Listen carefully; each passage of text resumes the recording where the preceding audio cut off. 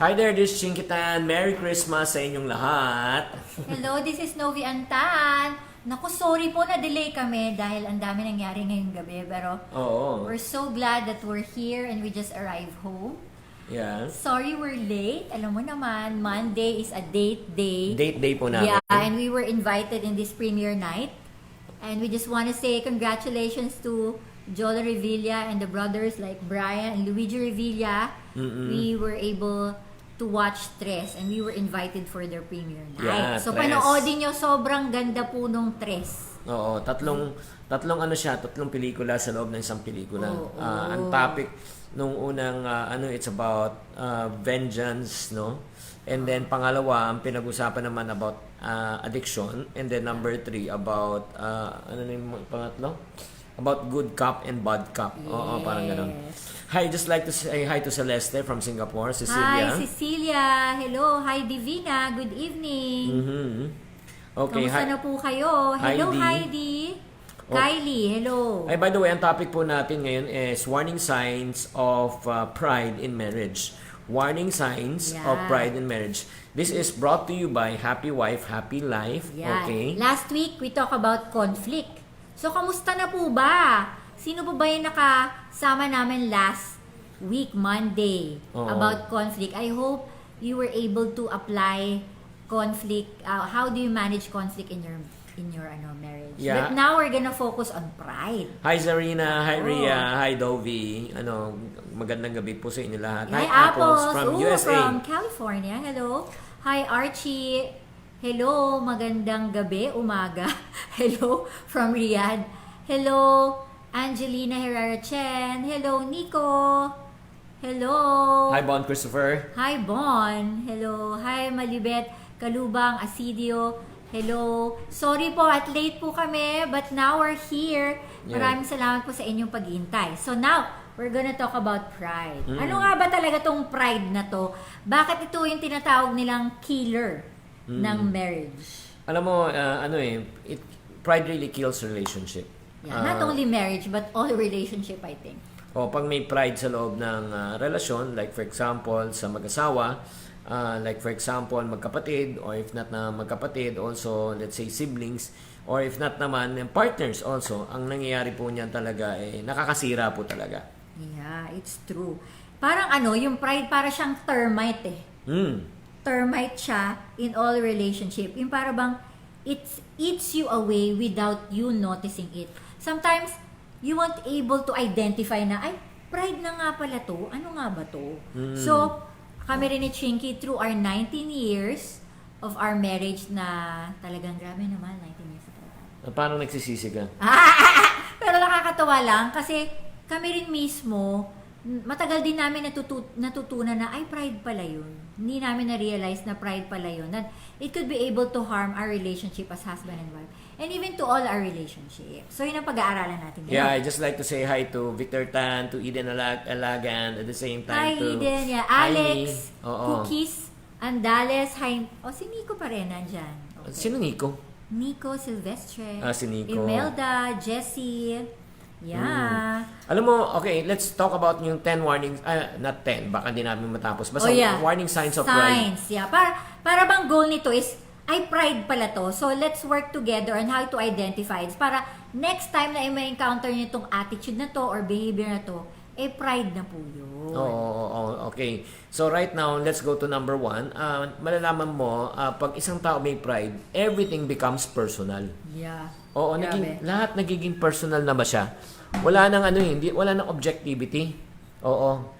And then they always say, ay nako, nasaktan ako dahil naloko ako, masakit, 'di ba? Parang pinepersonal ako. Yan po ang isang issue ng ng pride. Oo. Yes. It's true. Sige. Okay, the second pride that you need to check on is yung fault finding. Kasi, alam mo yung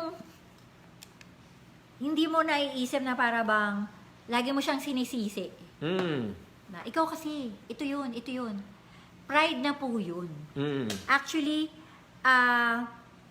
one of the things that can capture fault finding is yun nga, parang wala ka ng respeto eh. Lagi mo na lang sinisisi kung ano yung pwede mangyari sa'yo. Kasi ikaw ito kaya nangyari to sa buhay natin dahil sa'yo. Ba't parang may pinapatamaan? No, nagda-drama lang ako. Pero, Oo. that's number 2, fault finding. So, number 1 Then, po, yeah. everything is personal. And- Number 2, fault finding. That Yeah. is also pride. Yeah, parang dagdagan ko ng konti regarding fault finding is parang sinasabi bang ganito na hindi naman ako ganito Hindi naman ako mainitin ng ulo dati. Oo. Nung pinakasalan lang kita, nung nakilala Oh, lang kita, no. nagiinit lang ang ulo ko. Yeah. So, in reality, yun nga, you don't accept responsibility because of pride ba? You don't want to reveal Yes. your weakness. You don't want to admit that you are, there's something wrong in Yes. the neighborhood. Who do Yeah. you call? Ano ba yun? Meron ka na ba na-encounter na ganung tao na lahat sinisisi, lahat ng paligid niya, lahat na nangyayari sa buhay niya, sinisisi niya sa iba. Tama. So, yun po ay pride. Oo. Okay. And then third sign is what? The unwillingness to listen. Yes. Ayaw makinig. Yan nga, may pride nga. Kaya lahat ng sabihin mo sa kanila, hindi nila pinapakinggan. Kahit na mali na sila, pinaglalaban pa nila. Di ba? Okay. Pinaglalaban pa. Mahina ba? Humina po ba yung mic? Oo, pasensya na kayo ha. Kasi nagcha-charge po ako. Ayan. Okay, wait. Okay na po ba yung mic namin? Okay na ba? Okay na ba yung mic? Can you please lang? Yeah. Can you please Yeah. say that we're okay now? Is our mic better? Yeah, sige, let's continue. Sige, okay na yan. Okay. Hi Jay, hi Ann. I hope that you're doing fine. Okay. Siyempre, next, ano pa? Yan yung una-una ulitin natin kasi kanina medyo hindi maganda yung mic natin. So, unang-una, the triggers of pride is one is everything personal. Yung lahat ng bagay pinepersonal niya, that's pride. Number 2, yung mahilig Manisi. pong manisi. And number 3 is yung tinatawag nating hindi marunong makinig. Okay.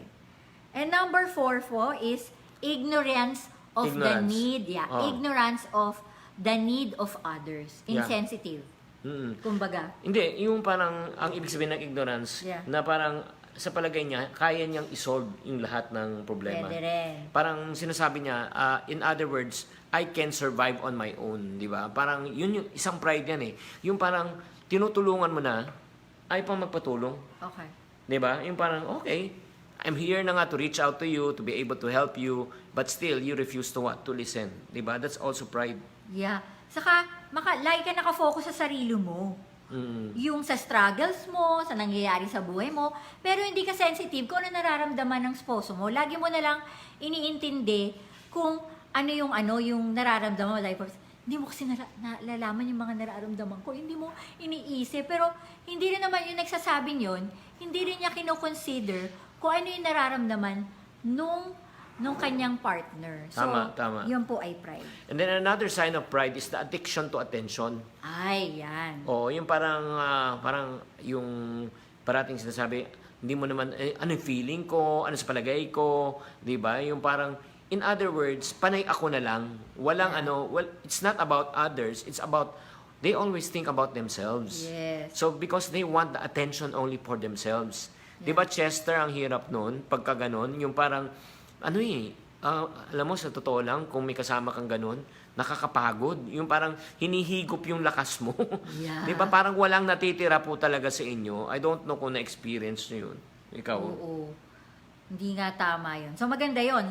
So, ano yung number 1? Ulitin natin ulit. The triggers of pride is one is everything is personal. Lahat pinepersonal niya. Pangalawa is mahilig po siyang manisi ng ibang tao at lahat ng paligid niya. Number 3, hindi po siya willing makinig. Number 4, ignorance of the needs of others. Kumbaga, lagi niya iniisip ang sarili niya. And kasama rin doon, parang kahawig nito, is yung addiction to attention. Laging gusto niya, mas naiintindihan niya yung sarili niya rather than iba. And number 6 is, ito maganda to. Pride na rin po is yung you refuse to submit to authority. Alam niyo po, I think it's in marriage talaga. Ako, like, me and Chinky will not be able to survive 19 years of our lives if there are not people who speak to our lives. Kasi, I think one of the things, you always need to be corrected. Sometimes kasi, like, masyado na kayong familiar sa isa't isa. So, hindi mo nag-gauge, meron ka na palang loopholes na nakasanayan mo na, or maybe meron kang mga concept na akala mo tama, pero mali pala na nilalagay mo sa marriage mo. We need people to speak to our lives na alam mong makakatulong sa marriage mo. So I think willing to be corrected is very, very vital. So yun po yun. We need to submit to authority. Like for example, kami noon nung we're just starting, meron kaming, for example, issue sa pera. So we go to our friend, si Ariel Marquez. So he guides us with that. Pag may problema naman kami about parenting, we go to another couple. So in marriage, kailangan po, it's really a lifestyle of correction din. Na hindi porket matagal na kayong mag-asawa, I just have to speak. Na para bang, alam mo na lahat. Actually, kami 19 years, we are still being mentored by others. So, importante po yan. And then another sign of pride is a person is close-minded already. Yeah. Kahit anong sabihin mo, unwilling to listen, pagkatapos kahit na mali, pinaglalaban pa yung mali. Yeah. Di ba? Di ba parang grabe talaga. Laki talaga ng pride nito, di ba, Brian? Pumasok ka pa. Kay Ang Bri. kulit. Oo, di ba? Yung sobrang ang hirap kausap, nakakapagod, di ba? Yeah. Ali, di ba, nakakapagod talaga pag close-minded na isang person. Alam mo, it's useless and pointless for you to really convince a person that is close-minded. It's just a waste of time, waste of energy, waste of effort, waste of your emotions. Alam mo, wala talaga. So, yun, that's another sign of what? Pride. Yeah. So ito, Mahal. Can you check on that? So, ang dami na. Our next. Hindi, isa pang another sign is what? Solving the problem, again, by themselves. Yun, Yeah. another Again, sinabi ko na nga, na gusto mong tumulong, pero minsan, ayaw. Yes. Di ba? Yung parang, hindi, kaya ko to. Hindi, wag mo na ako tulungan. Di ba? Imagine mo, di ba? Hirap na hirap Pero, hinahide mo. Kasi, sa totoo lang, yung nararamdaman mo, gusto mo rin ng tulong. Pero, alam mo yun, yung hindi mo talaga nilalabas na kailangan mo talaga ng tulong. So, sinasabi mo lang siguro in a front na, hindi, kaya ko to. Pero deep inside, hindi mo ka talaga kaya. Mahirapan po tayo dyan. Oo, mahirap talaga na talagang yung parang pinaglalaban mo isang mali talaga. That's the reason why, guys, ito lang sana kung nakikinig ka at medyo, let's say, na-enlighten ka. We're not here to judge you. We're not here to tell you that there's something wrong with you. We're just here to enlighten you in order for you to understand. Kasi minsan, na hindi mo namamalayan na may pride ka na pala. Oo. Akala mo tama, 'di ba? Parang yun it's a basis. Another sign is what? The absence of what? Sacrifice. Oo, yung parang And submission. in submission. Yung parang another sign of pride yan na ayaw mo talaga magsakripisyo.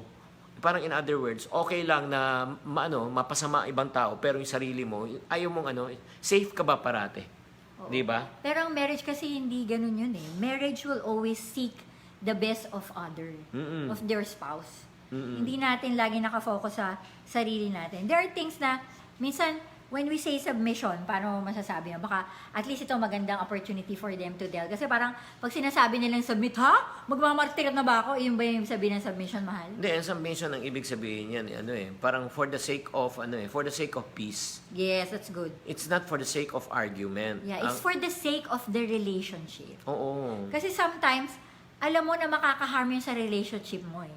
Yun sinasabi natin, kailangan kainin natin yung pride natin in such a way na alam mo na pwede mo pang masave yung relationship mo rather than pangatawanan mo yung feeling mo, katwiran mo. Oo, parang 'di ba, kunyari may feeling ka, masama ang loob mo, 'di ba? Nasaktan mo ako 'di ba? Parang ganoon. Yeah. Since nasaktan mo ako, humingi ka ng sorry, 'di ba? Paano kung hindi humingi ng sorry? Ito nga tanong ko, Jason. Paano kung hindi humingi ng sorry? Hindi rin ako hingi ng sorry. Yeah. Na yan, pataasan na kayo ng ihi, 'di ba? So in other words, pag gano'n na yung wala talaga masosolve. In other words, pero ito na alam mo ang ending yan.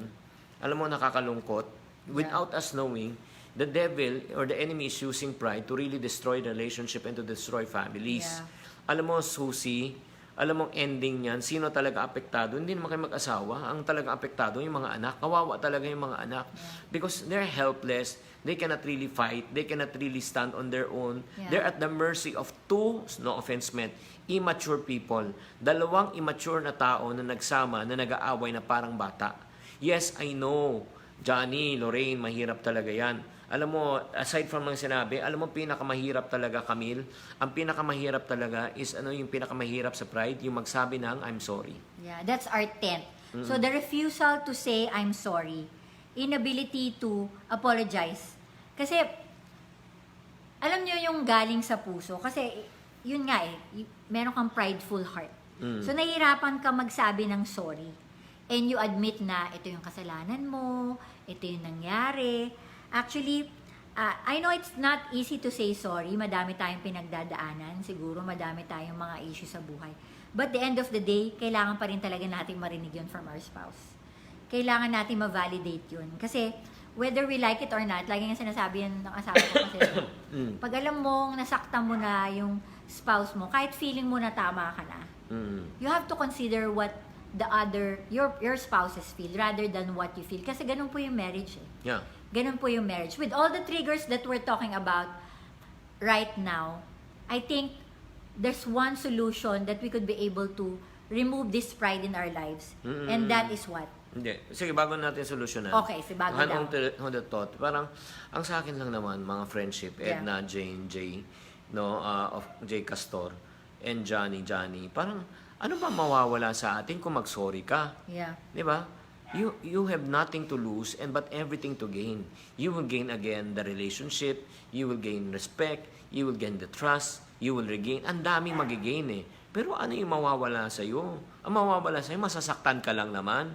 'Di ba? Parang feeling mo kawawa ka, feeling mo na abuso ka, feeling mo na isang ka. Yun lang naman ang nawala sa iyo, 'di ba? Yeah. Pero ngayon nga, as we come to an end, yun nga, we just want to give you also solution.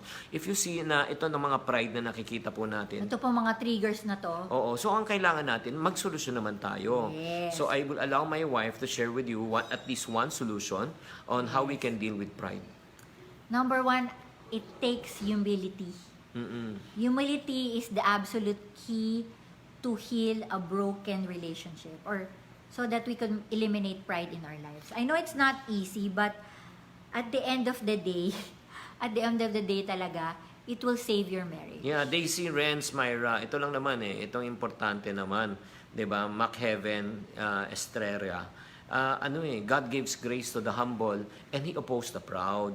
No, pag ikaw na humble ka, may humility ka, 'di ba? Parang be-bless ka ni Lord. Tapos, So, how does, kasi sabi na, humility yun nga, martir-martir ba yung humility? So, how does humility look like, mahal? alam mo, yung humility, yung parang kailangan mo malaman ba? I Hindi, think it's one of the, how it looks like humility is you need to have insight and empathy. You need to show, ako like for example, kunyari ganun, so bumibelo ako, ayoko magsalita ng mga bagay na alam ko makakasakit sa kanya.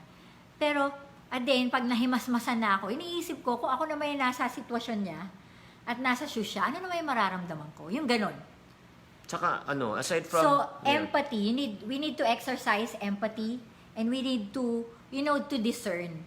Kasi hindi, yun nga, babalik ka ulit ako sa sinabi ko doon sa mga triggers, hindi lang po natin dapat isipin kung ano yung nararamdaman natin, kung ano yung nawala sa atin, kung ano yung reason bakit tayo nasaktan. Dapat, isipin mo rin kung bakit din siya nasaktan. Hindi, aside from putting yourself on the shoe of others, alam mo, para maging humble isang tao, Yeah.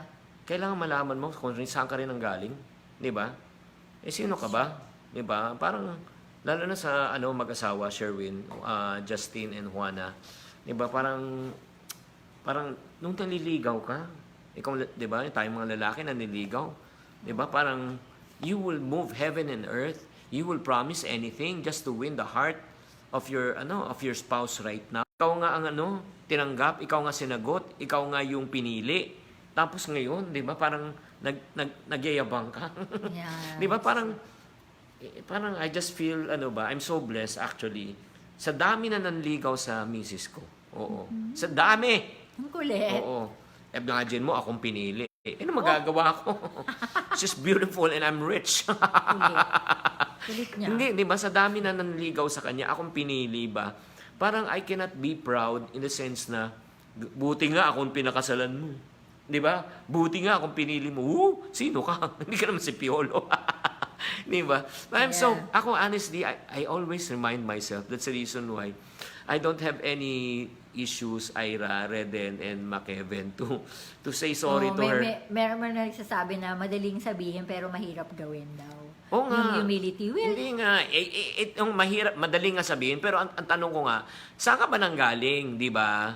Saan ka ba pinulot? Di ba parang ako, yung parang right now, yung parang looking back, because that's sa relationship natin. Pero looking back, where I came from talaga, yung from Tondo, tapos walang pera, Yeah. 'di ba? Hirap sa buhay.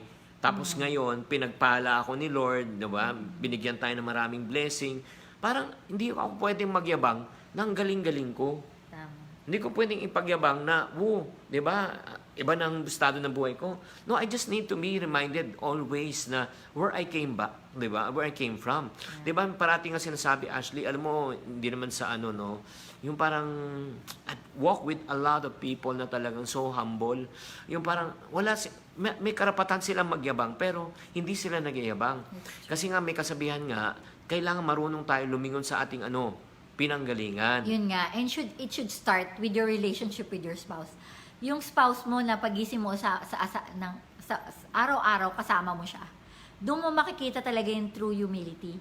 Kasi doon mo makikita talaga yung true attitude. Hindi lang sa palabas, pero talagang yung relationship you. And not only that, isa pang magandang factor ng humility is you need to take responsibility. Yeah. Oo, yun. You need to approach your marriage with humility with this. Seeing part na, alam mo yun, yung sinasabi ko kanina na, kaya mo siguro laging sinisisi sa iba yung mga faults na nangyayari sa buhay mo or in your marriage. Kasi nga, you don't know how to take responsibility. Tanggapin mo. Tanggapin mo. 'Di ba parang how would you know if a person is sorry? 'Di ba? After I said I'm sorry, period. Hindi yung I'm sorry because you made me angry. Yeah. I'm sorry because it's your fault. I'm sorry because you started it. Yeah. I'm sorry because of what you did last summer. Hindi pwedeng ganun. Yeah. When you say I'm sorry, that's it. Oo. 'Di ba? You just need to be, come on. Mga kalalakihan dito, no? We got to be man enough not to put the blame on others. 'Di ba? Okay, nagkamali tayo, tapos live with it. 'Di ba? Kasi po rin, alam niyo, in our experience, taking responsibility will make the healing process more faster. Kasi pag patatagalin po natin, mas magiging magiging crater, then magiging volcano, tapos i-erupt na siya. So I think, yun po ang dapat natin pag-ingatan. I know it's not easy, but we need to be intentional. Kasi hindi lang po natin pinaglalaban yung relasyon natin sa bawat isa-isa bilang mag-asawa. Pero pinaglalaban din po natin ang relasyon natin sa ating mga anak at sa mga taong kasama natin sa buhay. Yeah, and last but not the least, probably I would suggest that you should exercise grace and forgiveness in your marriage. Yeah, that's part of humility. Yes, when you say exercise grace and forgiveness, na kailangan matuto talaga tayo magpatawad. Yeah. Mirazol, Susie B.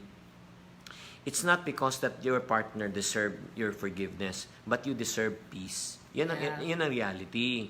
'Di ba? Kailangan matuto tayong magpatawad, hindi para sa kanya, para sa sarili natin. Ito lang ito lang pakinggan niyo lang mabuti. Why should you punish yourself for the mistake of others? Siya na nagkamali, siya na nanloko, siya na nga sinungaling.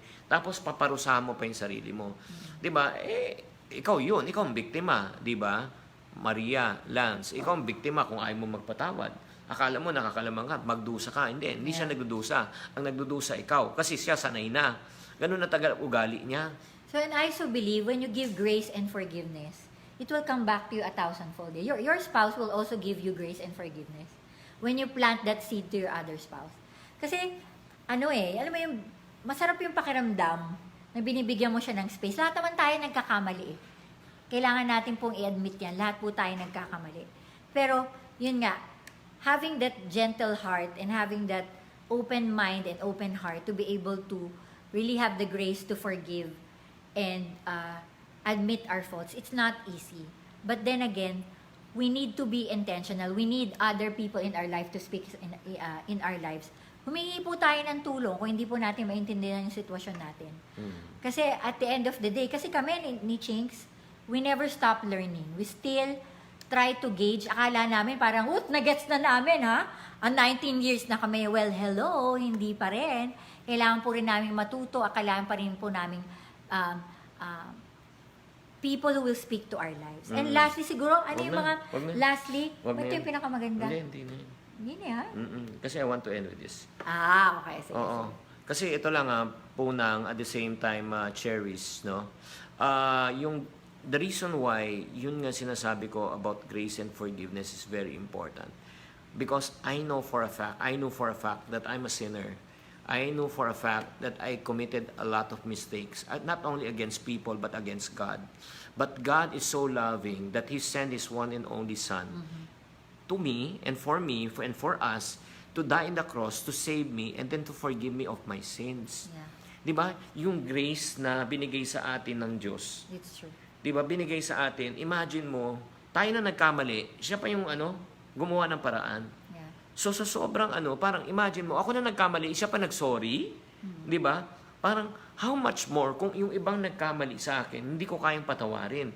That's the reason why the Bible said, no, 'di ba?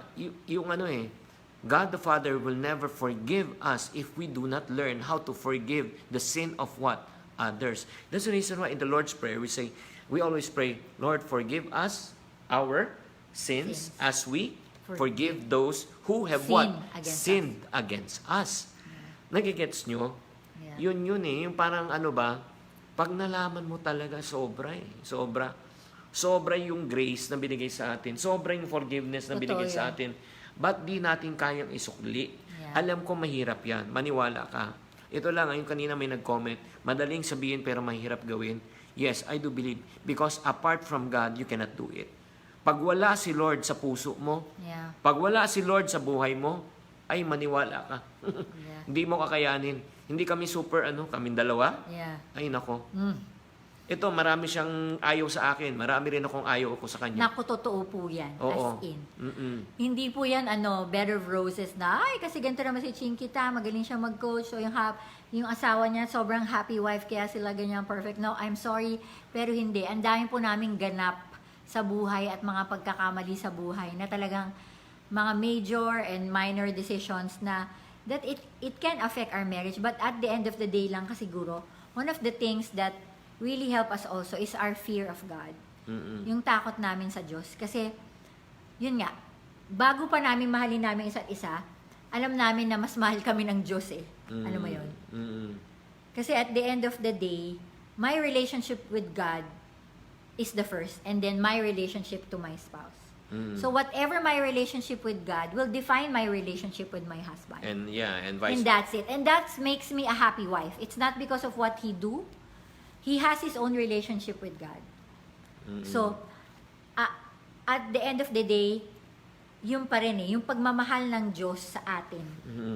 Yan yung purong pinakamagandang ganap sa buhay natin. Kaya, Chinky and I was able to, and still, love each other today because of that love that God has given us. Kaya ang prayer ko sa inyo lahat, especially couples, or if not mag-girlfriend or boyfriend, that you should learn, learn from your mistakes admit from your mistakes, and then after that, do not allow pride to destroy your relationship. Yeah. Yun nga sinabi namin kanina, you take full responsibility, you blame no one, and then number 2, yun nga, be intentional. Yeah. And then number 3, yung importante, exercise yung grace and forgiveness in your relationship. Yes. 'Di ba? Yung grace at saka forgiveness na dapat talaga mas mapagpasensya ka. 'Di ba? Huwag mong hayaan yung yabang at inis ang manaig sa ating puso, sa ating damdamin. Dahil ang ang kayabangan at the same time yung unforgiveness, 'di ba? Iyan po ang makakasira talaga sa relationship. Yes. At tandaan po natin 'yon dahil kung kayo po ay may mga anak, sobrang importante po kung paano tayo mag-respond diyan sa pride na 'yan. Kasi yun nga parenting is not only taught but it's caught. And it's mostly caught. Talagang nakita po yan sa atin, sa bahay natin. So, gusto nyo pong maging magandang asawa ang inyong mga anak, someday. Kailangan po mag-umpisa po sa atin at kailangan po natin ipaglaban yun. At kung kailangan po natin ng tulong at di mo maintindihan paano maintindihan ng inyong asawa, ito po, kaya po namin to ginagawa. That's why we're doing this Happy Wife, Happy Life, because of the grace of God in our lives. Yeah, every Monday. Because of love and forgiveness in our lives. We don't have to prove anything that we can do this, we are. No, it's not. It's about the love of God, and we just want to tell you na, hey, if our marriage was fixed by God, why not you? Yeah. So ito lang, I'll take this opportunity also again to remind you, every Monday po, Monday, 11 p.m. 11 p.m. po, mag-invite po kayo. Yeah, invite. And then tayo po yung magchikahan. share this video also right now na ano naman, mare-record to, Yes. pwedeng i-replay naman to, i-share naman nyo sa mga friends and ano nyo. Yes. Meron po kaming Facebook page account. Maraming po salamat sa aming followers sa Happy Wife, Happy Life PH in Facebook and also in Instagram. And hopefully, magkakaroon rin po kami ng YouTube and we'll just inform you in the other days. So if you want to follow more of Chinky Tan, of his wealth coach and all advices, you can follow him as Chinky Tan in his FB page and go to his website. And if you want to know more about homeschooling, please follow me at iHomeschoolPH sa Instagram, sa Facebook po, at sa Twitter rin po. Yes, and then reminder lang po sa lahat ng mga taong sumusunod sa akin at gusto talaga mabago ang financial life. No, yun nga, this coming October 31, October 31, yung Secrets of the Chinoypreneurs, we want to invite you to join me so that I will teach you. It's a Facebook live session I will teach you the secrets of the successful Chinoypreneurs. Paano ba sila mag-isip? Anong mga sikreto nila? Anong strategy nila that makes them really, really, really rich? So, ang daming principles nang matutunan dito. So, if you want to join and you want to know more, please type the word called Chinoy on the screen right now. On your comment box, type the word Chinoy and I will send you a private link so that you can view ano ba talagang laman nun. So that you will be able to also to learn and so that you will be able to, especially kung entrepreneur ka na or you want to start a business of your own or running a business at gusto niyo pa magdagdagan, this will be a good session for you. Yes. Is it okay, Mahal, that we can pray for our people who are please. listening right now? Why don't you pray? So I know pride is not an easy battle to deal with. So if it's okay with you, let's pray. Lord, Father God, I just pray for all the viewers, for all the people who are listening right now, Lord. I pray in Jesus' name, oh God, that you'll just talk to their hearts and their minds. I know every relationship out there is your will, and every marriage is your will, Lord. And I pray, oh Father, that wherever they are right now, that you'll just open their heart and their minds, and that they will be able to gauge what you really want them to understand. Specifically, if they need to forgive, if there any hurts that's been happening in their lives through their marriage, Lord. I know it's not easy.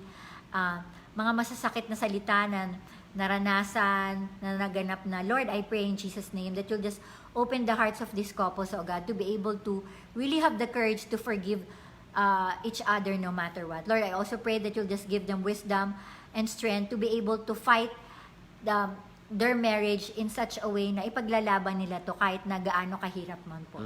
Lord, I also pray, oh Father, that they will be able to have people in their lives to speak to their lives as well, oh God, in their walk of life na merong mga mentor silang mamimit, meron silang mga friends na mamimit na makakatulong din po sa kanilang marriage, Lord. Yes. And I can sense na lang, probably before we end this broadcast, I can sense there are a few people who's watching right now. You're in the brink of what? Calling it quits, calling it off. Yeah. And you want to say, no, let's end this relationship already.